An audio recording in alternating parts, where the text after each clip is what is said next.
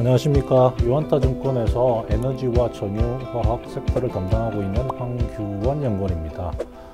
오늘은 2023년의 에너지 상황 또는 정유화학의 어떤 변화가 있을지 부분을 소개하고자 합니다. 먼저 간략하게 내년을 한번 생각을 해보면 두 가지 정도로 에너지 시장에 큰 변화가 있을 것으로 보여집니다. 첫 번째 테마는 탈탄소화가 일시적으로 좀 후퇴하는 국면이 아마 전개될 것으로 보여집니다. 많이들 알고 계시는 것처럼 유럽의 분쟁 때문에 천연가스 공급이 굉장히 부족해진 상황이 발생이 됐습니다. 뿐만 아니라 3년에 걸친 라니냐 현상 때문에 내년도에도 북반구의 가뭄이 좀 심해질 것으로 보여집니다. 이것으로 인해서 석탄과 수력발전과 관련된 에너지 의존도가 좀 떨어지는 대신 원유, 석탄, 재생에너지 그리고 원자력과 관련되어 있는 수요는 확장이 될 것으로 보여집니다. 두 번째 특징은 중국의 리오프닝에 대한 기회를 엿볼 수 있을 것 같습니다. 3년에 걸친 코로나 봉쇄 정책이 좀 완화가 되어지면서 관련되어져 있는 그 소재업체, 특히 화학업체를 중심으로 해서 수혜가 예상이 되어집니다. 이 두 가지 부분에 대한 큰 특징, 탈탄소화의 후퇴와 중국의 리오프닝이라는 전제하에서 내년도 정유 그리고 화학, 태양광 산업 부분에 대한 공급 쪽 측면의 변화를 지금부터 체크를 해보도록 하겠습니다. 먼저 정유 쪽 부분 들어가서 한번 살펴보겠습니다.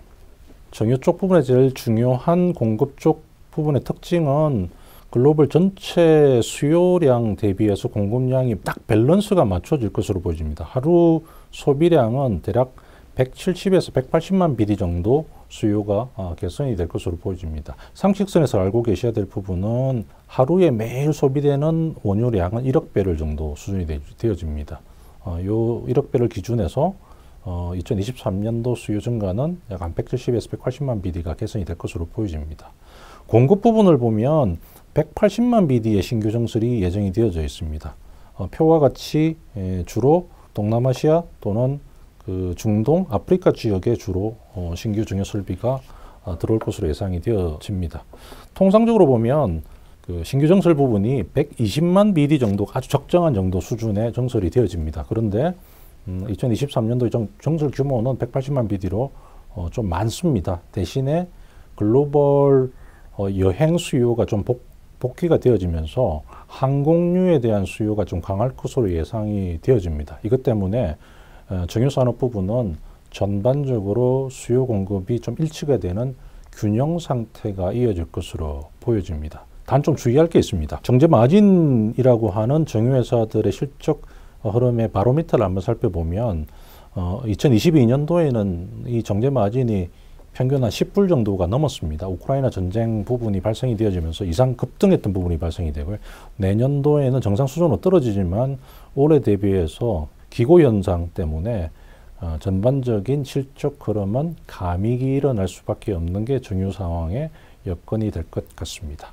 정유 부분을 정리를 해보면 수요 공급 밸런스는 내년도에 맞춰질 것으로 보여지지만 2022년에 보였던 이상 급등 현상 부분이 해소가 되어지면서 실적 모멘텀은 둔화되는 국면에 접어들 것으로 해석할 수 있을 것 같습니다. 다음은 석유화학 부분으로 넘어가도록 하겠습니다. 석유화학 부분은 정유 부분과 좀 다른 양태를 보일 것으로 예상이 되어집니다. 석유화학 쪽에서 가장 대표적인 제품이 에틸렌이라고 하는 제품이 되어집니다.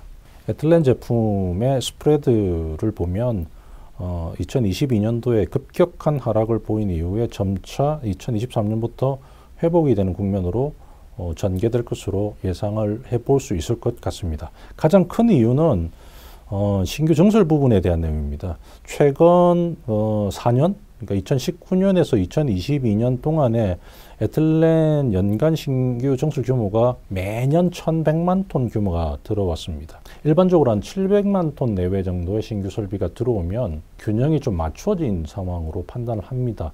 그런데 최근 4년 동안 매우 많은 공급 부분에 대한 정설이 이루어졌습니다. 그런데 2023년도가 되어지면 신규 정설 규모가 절반 수준으로 뚝 떨어집니다. 400만 톤 때는 500만 톤 정도의 신규 정설 부분이 예정이 되어져 있어서 최근 아마 4개년 동안 보여왔던 공급 관련되어져 있는 부담이 상당히 완화될 것으로 보여집니다. 해당 완화 효과는 2024년 상반기까지 이어질 것으로 보여집니다.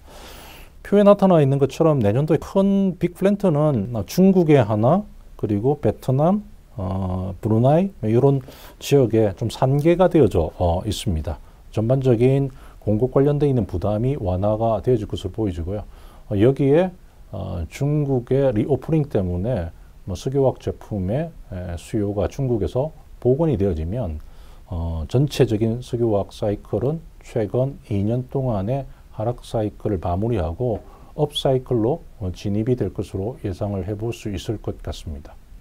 석유화학 부분을 다시 정리를 해보면 이렇습니다. 최근 4년 동안 집중이 되어졌던 정설 부분에 대한 부담이 2023년과 2024년 상반기까지 상당히 완화되는 국면으로 접어들면서 이 부분이 석유화학 전반적인 동북아시아의 상승 사이클을 이끌 것으로 예상해 볼 수 있을 것 같습니다. 다음은 태양광 부분으로 한번 넘어가도록 하겠습니다. 태양광 산업 부분은 다소 2022년과 2023년도에 큰 변화가 좀 예상이 되어집니다. 글로벌 전체적으로 보면 태양광 설치 수요 규모는 2022년도가 약 한 250기가와트로 전년 대비해서 30% 이상의 설치량이 늘어났습니다. 굉장히 많은 활발한 설치 수요가 있었습니다. 대신 2023년이 접어들면 그 설치 증가율 규모가 10% 초반 정도로 성장률 자체가 좀 둔화될 것으로 예상이 되어집니다. 그 배경에는 최근 특히 2022년부터 전반적인 설치 투자비가 상승하는 부작용이 발생이 됐습니다. 뿐만 아니라 금리가 상승이 되어지면서 전반적인 발전소 자금 조달에 비상이 걸린 상황이 됩니다. 이 두 가지 이유 때문에 새롭게 태양광 발전소를 설치하려고 하는 니즈가 둔화될 것으로 예상을 해볼 수 있을 것 같습니다. 반면에 공급 쪽 부분은 상당히 좀 문제가 있을 것 같습니다. 파란색 막대 그래프로 이제 대표적인 태양전지 제품의 소재가 되는 폴리실리콘의 정설을 이렇게 표현해 뒀습니다만 2024년 3년, 4년에는 매년 40% 이상의 새로운 설비가 완공 예정이 되어져 있습니다. 결국 2023년도는 투자비 부담 때문에 수요 증가는 둔화되는 반면 신규 정설은 40% 이상의 새로운 설비가 더 유입되게끔 예정이 되어져 있어서 상당히 많은 공급 과잉에 대한 부담이 우려되어집니다. 태양광 쪽 산업 부분은 전반적으로 약세가 우려되는 상황이 예상을 해볼 수 있을 것 같습니다. 석유화학 제품들 중에서 내년도 수급이 조금 개선이 될 수 있는 아이템과 그렇지 않은 아이템 부분을 간략하게 소개해 보도록 하겠습니다. 2023년도에 그 수요 증가 부분보다 신규 정설 증가 부분이 조금 작은 아이템, 낮은 아이템, 그러니까 흔히 수급이 좀 타이트해져서 해당 기업들의 수익성이 개선이 될 수 있다라고 하는 아이템은 크게 한 3가지 정도가 있을 것 같습니다. PVC라는 제품이 있습니다. 이건 건축용 소재로 들어갑니다. TDI라고 하는 인조 가죽에 들어가는 우레탄 소재도 역시 공급 부분이 좀 타이트할 것으로 보여집니다. 자동차 타이어에 들어간 타이어 코드도 정설 규모가 제한되어 있어서 수요에 따라서 수급이 좀 타이트한 구조로 전개될 가능성이 좀 높아 보입니다. 반면에 ABS라고 하는 제품, 주로 IT 외장재에 사용되어지는 플라스틱이 되어집니다. 그리고 NB라텍스라고 하는 국내 금호석유화학이 세계 1위 아이템을 가지고 있습니다만 그 수술용 고무장갑의 원료가 되어집니다. 스판덱스라고 하는 아이템, 섬유 중에서 탄성을 지니는 섬유가 되어집니다. 요들 제품들은 대부분 내년도에 상당한 공급 과잉의 우려가 있어서 전체적인 사이클 복원이 이루어지려고 그러면 상당한 규모의 수요 복원이 일어나기 전까지는 사이클 회복의 기간이 필요할 것으로 보여집니다. 지금까지 2023년 에너지 사업 부분에 대한 전망을 간략하게 설명을 드렸습니다. 정리를 해보면 이렇습니다. 2023년도 정유 상황은 아주 뉴트럴할 것으로 보여집니다. 반면에 석유화학 쪽은 매우 강한 상승이 일어날 것으로 보여집니다. 태양광 부분은 공급 과잉 때문에 업황 자체가 굉장히 약할 것으로 보여집니다. 이 중에서 투자자들이 관심을 좀 보여야 되는 또는 가져야 될 산업 부분은 석유화학 중에서도 특히 중국에 오리엔트 되어져 있는 순수 석유화학 쪽에 대한 투자 기회를 엿볼 수 있을 것 같습니다. 국내 대표적인 순수 석유화학 업체를 소개를 해보자 그러면 롯데케미칼과 대한유화라고 하는 양사가 가장 대표적인 순수 석유화학 업체로 분류가 될 수 있을 것 같습니다.